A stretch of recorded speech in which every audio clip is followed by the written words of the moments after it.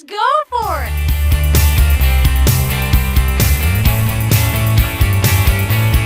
I like the dark stuff. Give me the dark stuff.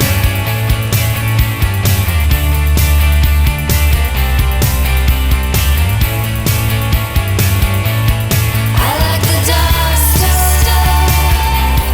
Give me the dark stuff.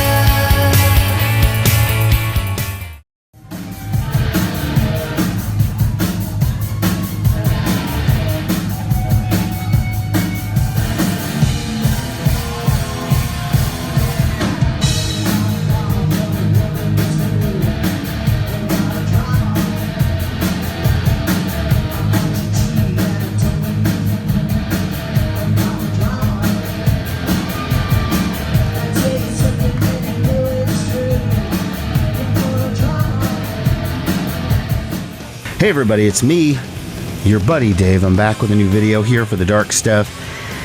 You know, basically, I've been pretty sporadic on videos for a number of reasons. I've tried to talk it off as like, you know, just been real busy or whatever, but the truth is, I've been going through some sort of personal and professional setbacks over the last couple of months, and now it's not something I'm going to really delve into here in the show, because it's not really what this channel's about.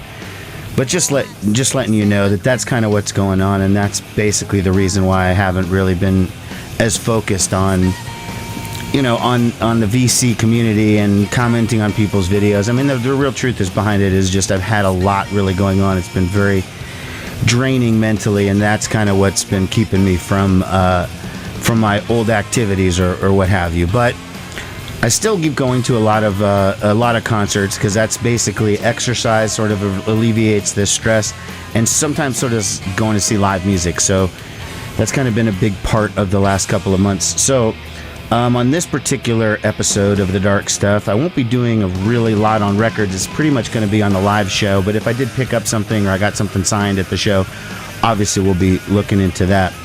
I'm going to go in this video in reverse chronological order because it's easier for me to remember that way. I'm going to talk about a show that I saw last night, and that was the legendary grunge band L7.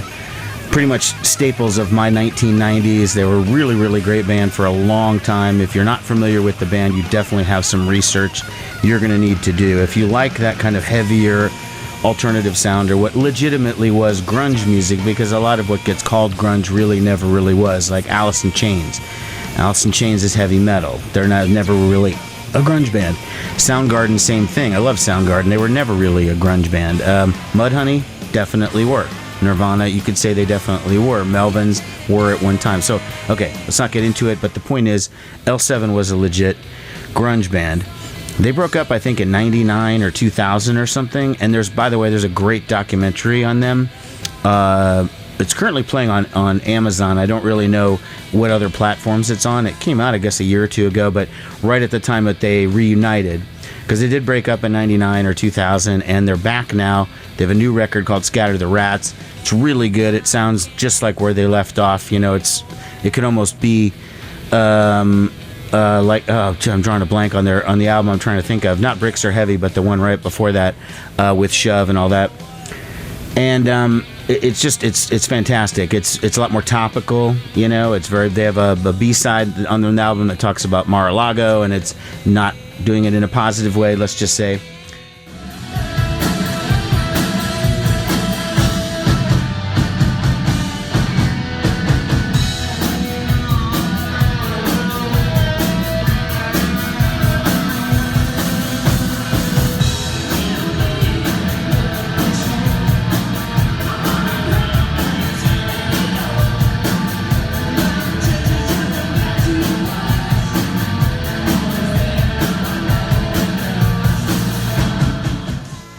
So when I heard they were coming to town, I obviously wanted to go check them out. There's no question about that. I mean, they were one of the big bands for me. I saw them twice back in the day, once on their own and once on Lollapalooza. Now, I'm old. I remember when Lollapalooza was a traveling festival as opposed to a fixed thing in Chicago.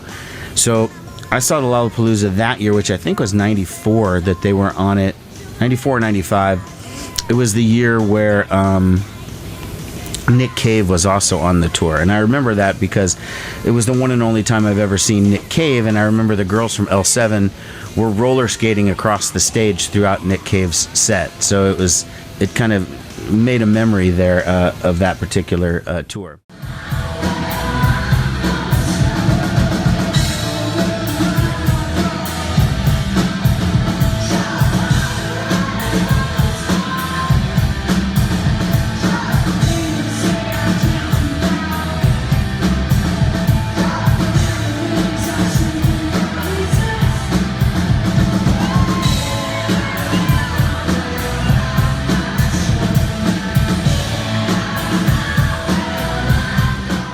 So they're back with a new record and tour and everything, and they're back with the original bass player, Jennifer Finch, who she left after, I think, Hungry for Stink. The documentary delves into that, why she left the band. I think she went back to school and kind of forged sort of a new life, and they had this other woman who had been in the band Belly for a little while who kind of filled in for a bit and then dipped out, and then they had a third bass player who came in, and she stayed till the end of the band. Well, that woman's not there.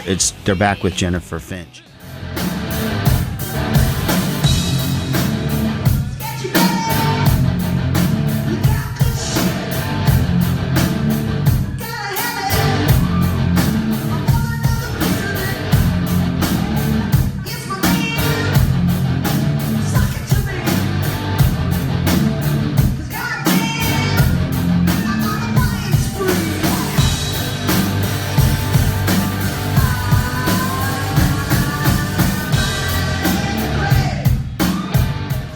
Playing at a place called the Slowdown, which is a bigger club here in town. It's maybe holds like 700 people, something like that. This was not sold out, but it was a good crowd, and I was really surprised. I sort of went in there thinking I'm going to be the only one that, there's going to be nobody there under the age of 35 because they won't even have remembered L7. They've been gone for 20 years. But surprisingly, there were a lot of 35 and ups, people in my age range, in their 40s, 50s, whatever. But a lot of them brought their kids who were L7 fans, especially if you had girls. There were a lot of young girls at the show who were just rocking out. And, it was, and L7 pointed them out in the crowd and would make comments and stuff like that. There were two girls that were 6 and 9, which is I can't even imagine going to a concert at age 6. It was pretty crazy when I went when I was 12 and I saw REO Speedwagon, which was my first concert. I couldn't imagine being 6 or something at a concert. I don't even know that you'd remember anything at age 6. I barely remember the REO Speedwagon show, and I was 12. So regardless, the set was really good. They interspersed some new songs, but they pretty much stuck with the classics. You heard, your Pretend You're Dead and Shove and Fast and Frightening and Death Wish and Monster and Andre and Drama and all of these different songs, all of their old classics. And you realize how good their stuff was. It wasn't just Bricks or Heavy, which was their hit, which had Pretend We're Dead.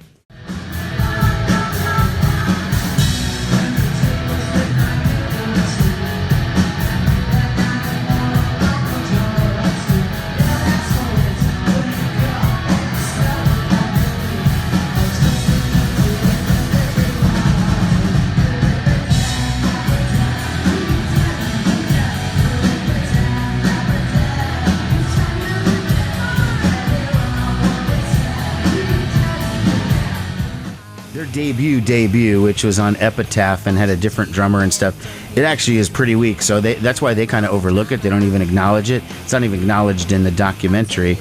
But all of their stuff since then is really good. It's even Hungry for Stink and Triple Platinum, which was their final major label album. And then they had 2 others beyond that. And it was all solid stuff. I don't listen to L7 that much anymore, but in getting geared up for the show and the fact that they're back and they have a new album, I was I kind of got back into it and realized, man, I really should play these guys more often. They are fucking great.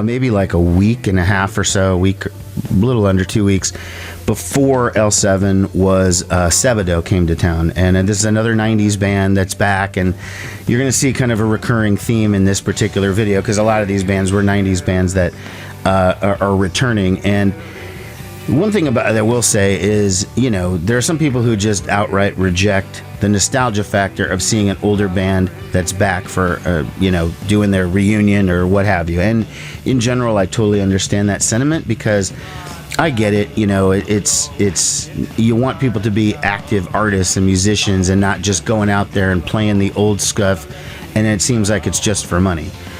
But the fact is, you know, a lot of these guys, the money's dried up back in the day, and they need to do something. And if you want to do a round of a reunion tour, you play for like a year or something and hit everywhere, just play your oldies, just have a good time, that's fine. When you come back the second time and the third time, then I feel like you have to be contributing something new. And not only do you have to be contributing something new, but it's got to be pretty good. And fortunately for me, most of these old bands from the 80s and 90s that have gotten back together that did actually release stuff that got beyond that round one have really been solid. I mean, case in point, Sebadoh. I mean, they've had 2 albums since they've gotten back together, and the first one was like Defend Yourself, and it was okay. But the new one is called Act Surprised, and it's really, really good. I got a copy right here. My copy is signed by Lou, and what was weird is I showed up at the club at the Reverb, and I walk in, and the merch table's right there to the left of the door, and there's Lou selling the records. So I had parked like 5 feet from the club, so I walked back to my car, I just went in, bought the record, and I said, will you just sign it for me here? He's like, yeah, okay. So I signed the record, I took it, I put it right back in the car because I parked 2 feet away, and then I came back in, and I meant to go get it and try and get the other guys to sign it later, but I didn't actually get around to it, so it wasn't a chance.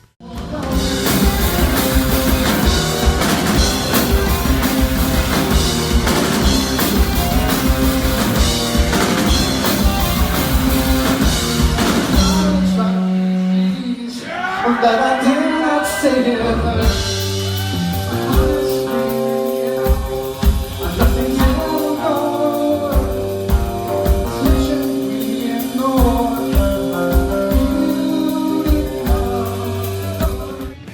Sebadoh show was great. You know, if you know how they operate, what they do is they take turns doing sets, because Sebadoh's also always been a band that's like not exactly the normal band in the way they collaborate. It's sort of like Lou Barlow has his songs, Jason Lowenstein has his songs, and in the old days when they had this guy Eric Gaffney had his songs, and they were all very, very different. Lou is kind of quieter, more introspective. Lowenstein was more just rock and roll, kind of traditional alt rock, and Jason Gaffney, when he was in there, was just weirdo, psych out, crazy shit, and it would be mixed in. So they do a little set. So Lou will do like 3-4 songs where he plays guitar and sings, Lowenstein plays bass. Then they switch, you know, Lou plays bass, Lowenstein plays guitar, he sings 3, 4, 5 songs or whatever. So that's how they operated. They alternated that way. It was really good. It was very heavy on the newer stuff, and since I just bought the album that like right before the show, I hadn't really had a chance to absorb it. So I didn't know a lot of the stuff.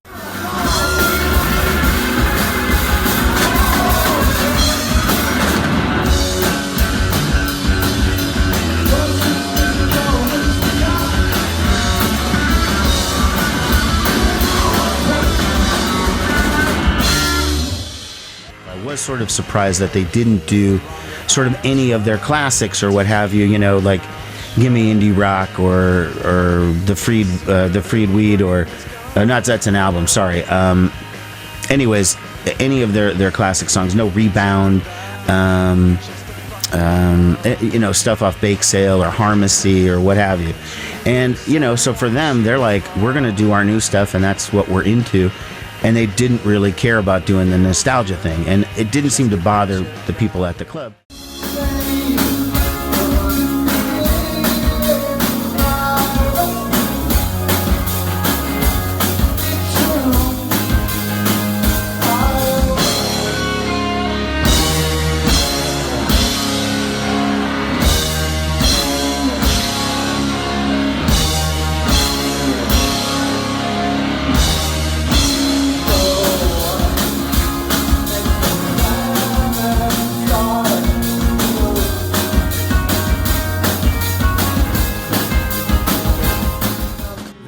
couple of guys at this show that were like the craziest Sebadoh fans I've ever seen. And people, I understand people get kind of extreme for like Slayer or Kiss or whatever, and they tattoo the band on their arm or something like that. I don't really think of Sebadoh as the kind of band that fans get tattoos of, but these guys, they had Sebadoh tattoos on their arms and stuff. They were annihilated, wasted. I mean, they drank a shit ton beforehand, and they were having the best time of their entire fucking lives. Like, I've been going to shows for 35 years, and I've never had as good a time as those two dudes were having. It did get a little bit annoying and out of hand because they kept wanting to like fist bump the band, and they'd stick their fist up and try to get everyone in to fist bump them, and it was sort of stupid. The one time, okay, but like the third or fourth time was pretty stupid. And then one guy, the bigger guy in the band, and I tried to get a picture of it, was so wasted that he sat down on the stage, you know, because it's only like a 3 feet high stage or whatever, and he just kind of put his fat ass back on the stage with his back to the band, and then he was looking out at the crowd. He just sat there for like an entire song. Now, most bands probably would have like kicked the guy or pushed him or done something, but Sebadoh just kind of let it happen. I was almost getting annoyed, you know, like, why is this guy sitting on the stage? He's fucking up my show and he's messing up the whole thing. But whatever, I was in a good mood. I didn't feel like causing trouble. I let it go.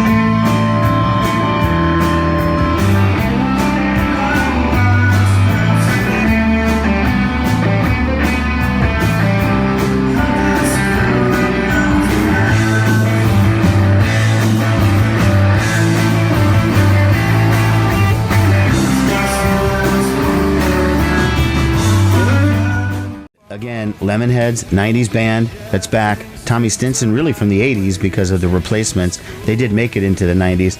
But again, more retro acts, still making good music. The Lemonheads have done a couple of records recently that are cover versions, but they also did an originals album probably 2006 or 2007, and it was great. And when I say they, I really mean Evan Dando, because you know, he's the Lemonheads, and whoever else he has in the band, they're the Lemonheads at that time. But it's pretty much just Evan Dando.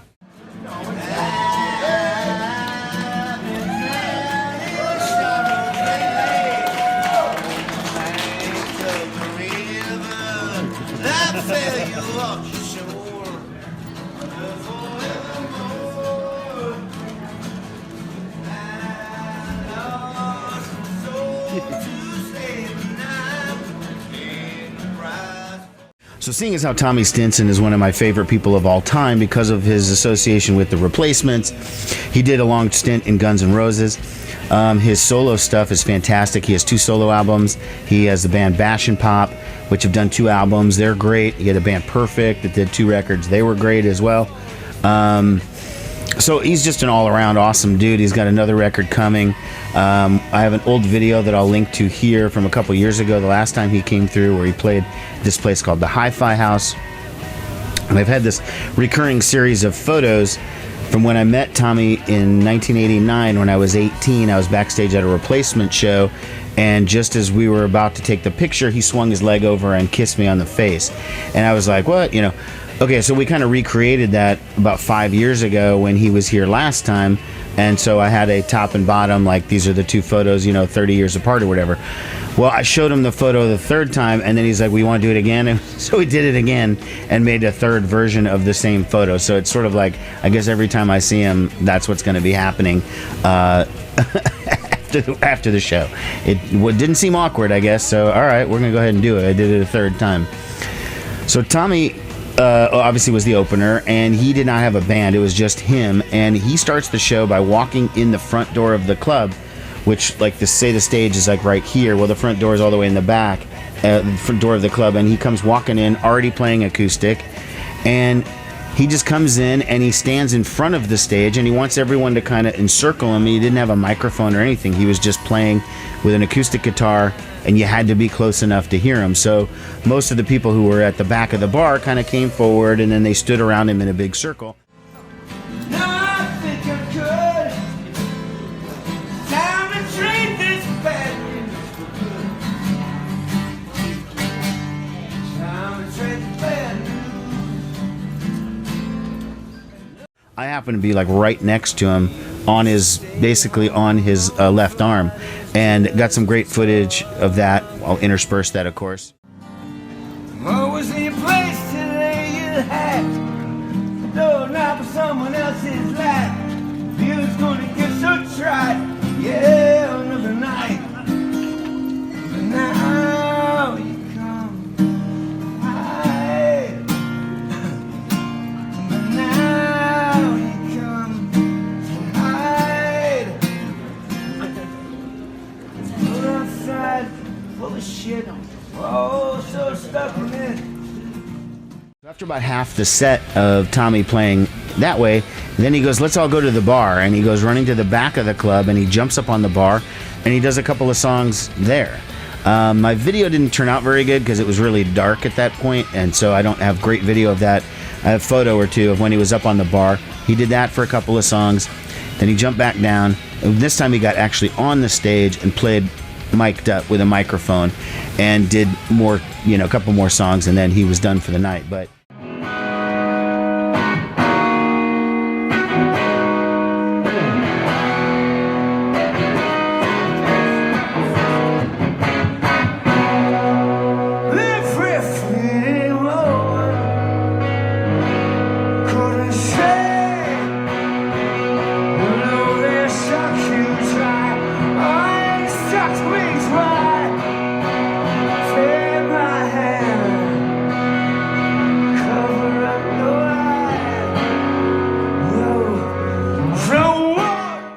that would have been enough for me to have been just a fantastic show. I mean, I got to see him, I was standing literally 1 foot from him. It was amazing. He is one of my idols, so the fact that I get to be that close was so cool. Second thing, then I got to meet him again for probably the 4th or 5th time. I got my photo again with him. I brought, I should say, this Bastion Pop record, the reissue of Friday Night Is Killing Me, and I had him sign it right here. So I've got that.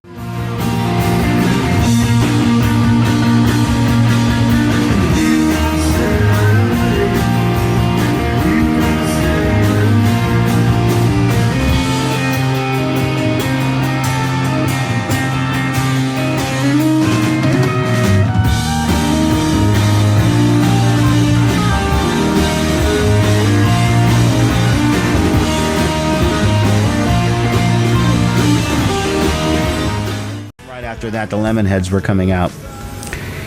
Let me just tell you a little history of the Lemonheads and Omaha. The last 2 times that Evan Dando has performed in Omaha, he had a little something of like a meltdown.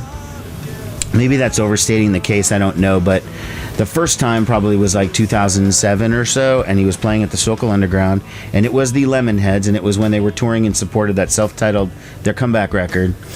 A great record, by the way. And he did a full electric set, then left. It came up for an acoustic encore, and that's when he was playing a lot of the hits, like Into Your Arms and It's a Shame About Ray and all that. And there was a pretty enthusiastic, though drunk, crowd of college kids who were in the front, and they were singing along really loudly, and it just distracted him or bugged him or something. I don't know what it was. And he just walked off right after a song, and that was the end of the show. And my brother was the promoter, and apparently later he came over and he said that he was sorry, but he was being freaked out by the people in the front, and he just couldn't do it, and he walked off, and that was that. So the show ended early. Fast forward to a couple years later, he's playing at the Waiting Room this time, and I don't remember if he was performing as Lemonheads or Evan Dando, but he was there. He was doing his show, and a couple of sort of obnoxious drunk girls got to the show a little bit late, and they yelled out a request of a song that he'd already played, okay? And he got pissed about that. Now, I understand why he was pissed, but I also understand people show up late, they yell out songs, maybe they didn't realize it had already been played. You could just say, hey, we already did that one, and then move on. But he got fucking super annoyed about it, and he stormed off the stage. And he was gone for like a good 2-3 minutes. And he came back and he mumbled something about he has to play for an hour, it's in his contract.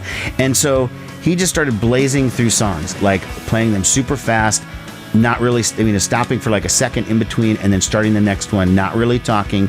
He did his hour, did the rest of the show, and took off.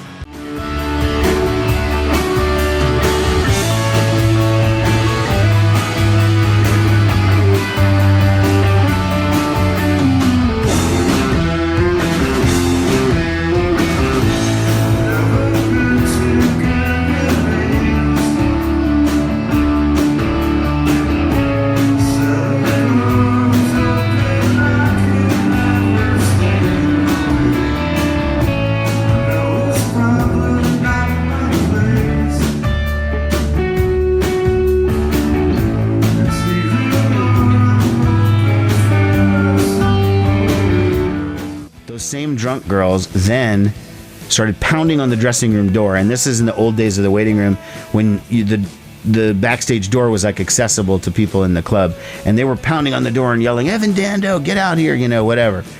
And he did. He came out, and these girls started berating him about how they got cut off at the bar for drinking too much or whatever, and they somehow thought that was his fault, and it was like the dumbest criticism ever. But again, those are the 2 times he had melted down. So part of me was interested because I love the Lemonheads. They're a fucking awesome band. But part of me was also interested because I wanted to see if he was going to freak out or do something weird again at the show.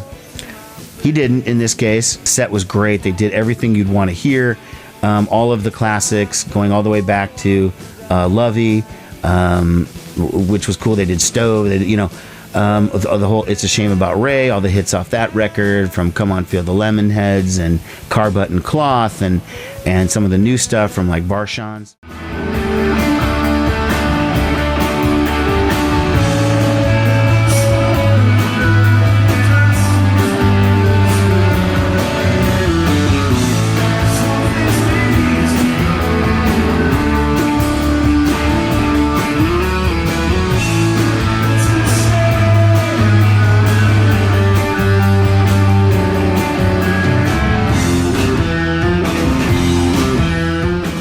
So I go to the back to get merchandise after the show. I was thinking if I was going to buy something or not, and I see they have these records by Chris Brokaw, and it said guitar player for Lemonheads, and they had some of his solo stuff. And I asked the merch girl, hey, is that the same Chris Brokaw that used to play in the band Come, a 90s band on Matador? And she was like, I don't know.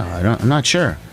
And I started asking people, and it makes sense. Come was a Boston band. They might know Evan Dando, and it would make sense that it was that particular guy. Now, I'd never...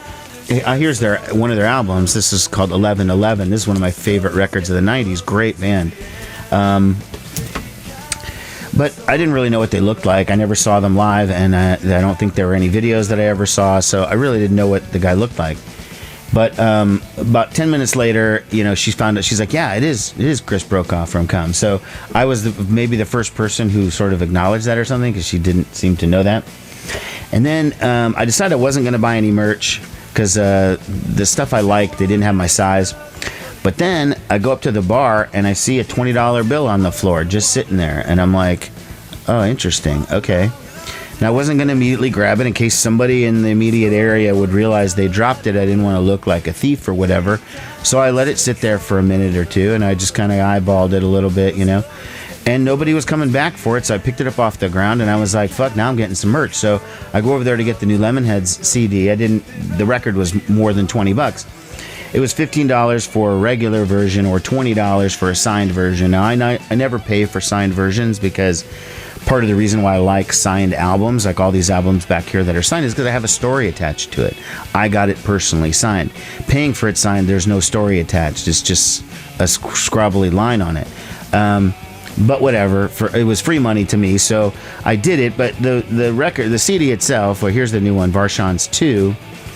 In the back, then it looks kind of like the Sex Pistols back of their album. This is a new covers album, but the booklet, there's the signature. That's bullshit. Scriggly line. And I even said something. I was like, that's his signature, you know? And the merch girl was like, yeah, I said something to Evan about it, and he said, having a messy signature is a sign of an intelligent person. Okay. I mean, I don't know. Maybe that's true.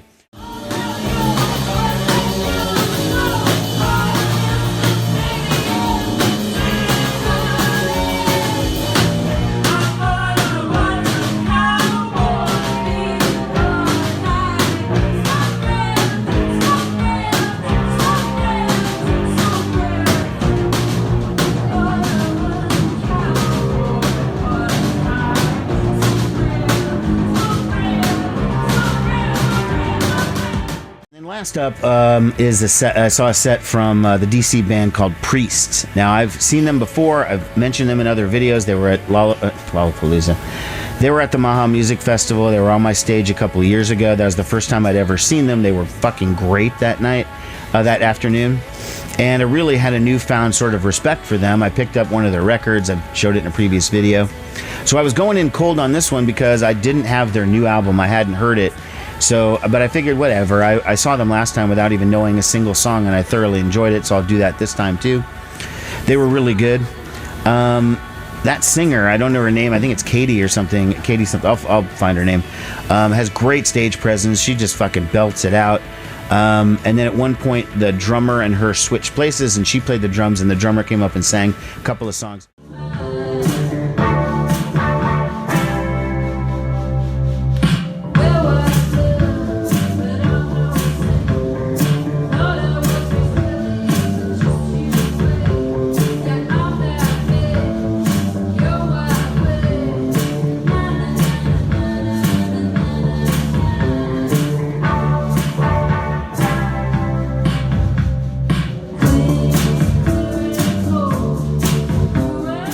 Her voice was really good.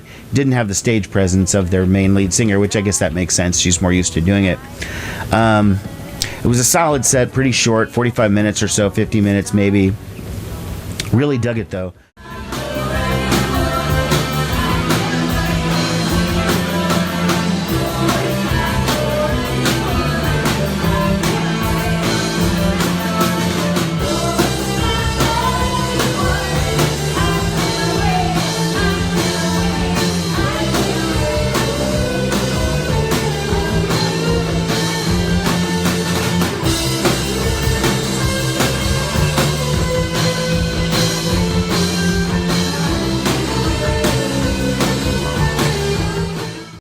Without knowing any of their material other than one EP that I own, I've seen them now twice and walked away both times being like, that is a good fucking live band. Anyways, that'll pretty much wrap up this video. I hope you dug it. I'll stick on another clip or two at the end here of some of the live stuff that I've been seeing. So, all right. Take care, everybody. Talk to you later. Bye.